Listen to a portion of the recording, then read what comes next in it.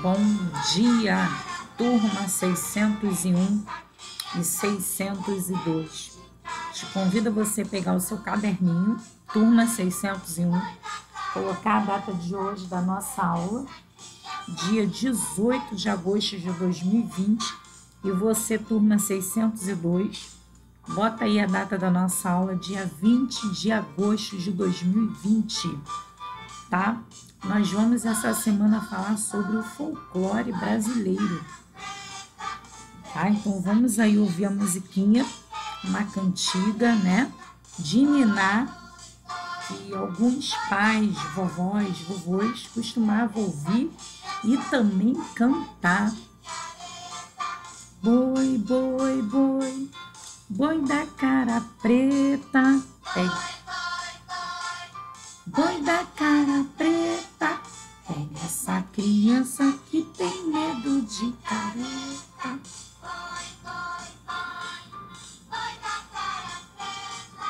Pega essa criança que tem medo de careta.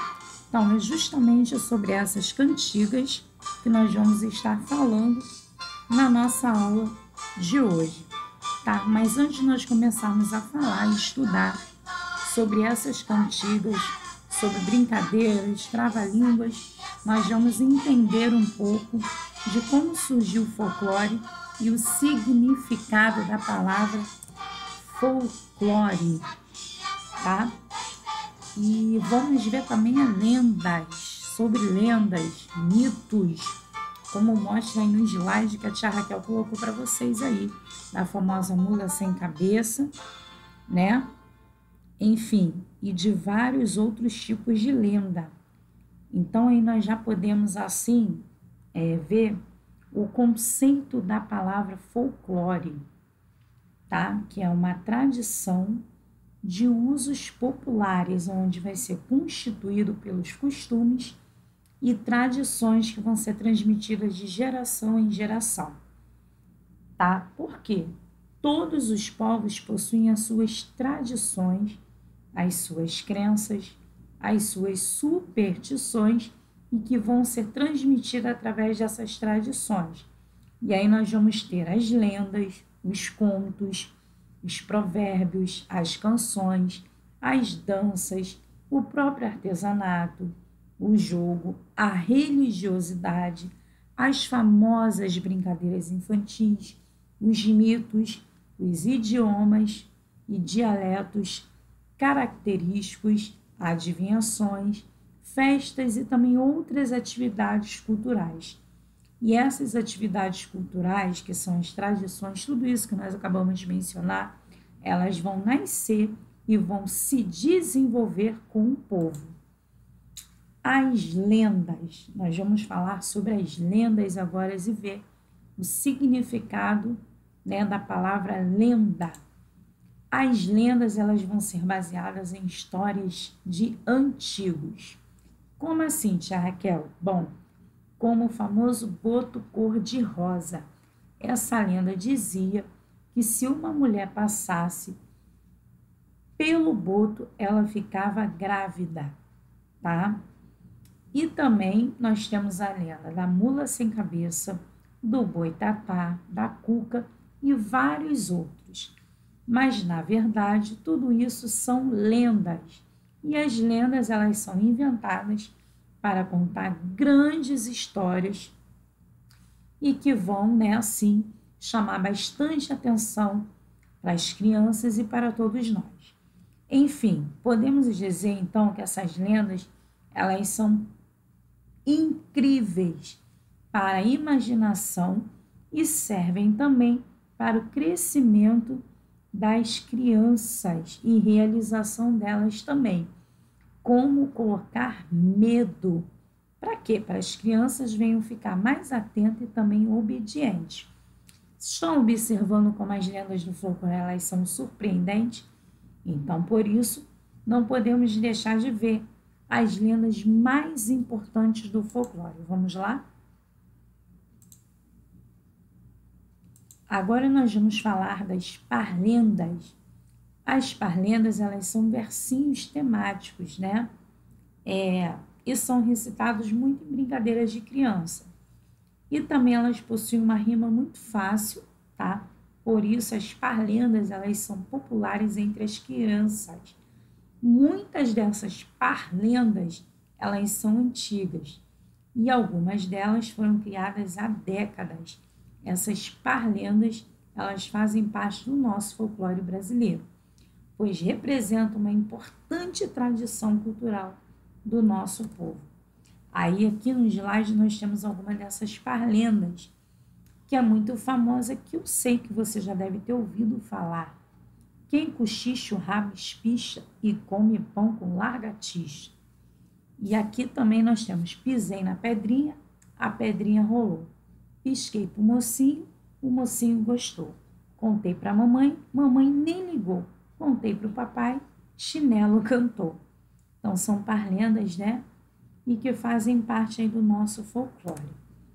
As cantigas de rodas também, né? São conhecidas como as cirandas, a qual são as brincadeiras que consistem numa formação de uma roda, tá? Que as crianças costumam fazer, e ali cantam músicas de caráter folclórico, e algumas dessas cirandas seguem até com coreografias. As letras dessas músicas, elas são simples e trazem um tema, né, muito universal e infantil. Uma das famosas aí é a ciranda. Cirandinha, vamos todos cirandar. Vamos dar a meia, volte e meia, vamos dar. Com certeza você já deve ter ouvido falar sobre essa cantiga de roda, que é muito conhecida e também bastante antiga. Como está mostrando aqui, né, na imagem. Agora nós vamos falar um pouco sobre as danças folclóricas, a qual essas danças elas sempre foram muito importantes para a nossa cultura e também para o povo brasileiro. E o nosso folclore brasileiro, ele é muito rico em danças, e essas danças elas representam as tradições e a cultura de um determinado povo. E geralmente essas danças elas estão relacionadas à religiosidade, às festas, lendas e aos fatos históricos, que são os acontecimentos do cotidiano e das brincadeiras de um povo. As danças folclóricas elas são caracterizadas pelas músicas, tá? Onde essas músicas nós vamos ver letras simples e populares e figurinos e cenários representativos. Aí eu coloquei aqui no slide, né, algumas danças, tá? Folclórica, a famosa quadrilha, aqui o maracatu, tá? E aí nós temos aqui, ó, as principais danças, o samba de roda, famosíssimo, né? O samba de roda ele é caracterizado pela cultura africana, surgiu na Bahia e é o mais tradicional do samba, aonde os dançarinos eles dançam numa roda ao som de músicas que vão ser acompanhadas por palmas e cantos e vão utilizar alguns instrumentos musicais como o chocalho, o pandeiro, a viola, o atabaque e o berimbau, tá? Aqui nós temos a imagem, tá? E exemplos de samba de roda. Agora nós vamos falar do maracatu, que é um ritmo musical, uma dança típica da região pernambucana, aonde vai reunir, tá? Uma mistura de elementos culturais afro-brasileiros, indígenas e europeus. O maracatu ele possui uma forte característica religiosa, aonde os dançarinos representam personagens históricos, como duques, duquesas, embaixadores, rei e rainha. O cortejo é acompanhado por uma banda com instrumentos de percussão, tá? Aqui nós temos uma imagem, né, da dança do maracatu. Agora nós vamos falar do frevo, que também é uma dança típica folclórica, tá? O frevo, ele é um estilo pernambucano de carnaval e é uma espécie de marchinha muito acelerada, que é ao contrário de outras músicas de carnaval. O frevo ele não possui letra, é simples e é tocado por uma banda que vai seguindo os blocos carnavalescos enquanto os dançarinos se divertem dançando.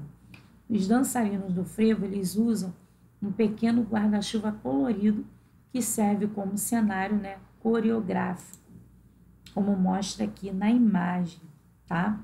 Eu coloquei aqui para vocês, representando o frevo. Agora, aí no seu caderno, você vai ilustrar para mim as danças folclóricas que foram mencionadas na nossa aula de hoje.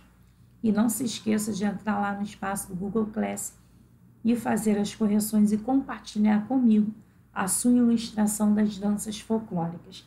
Tá certo? Um beijo grande e até a nossa próxima aula. Bons estudos!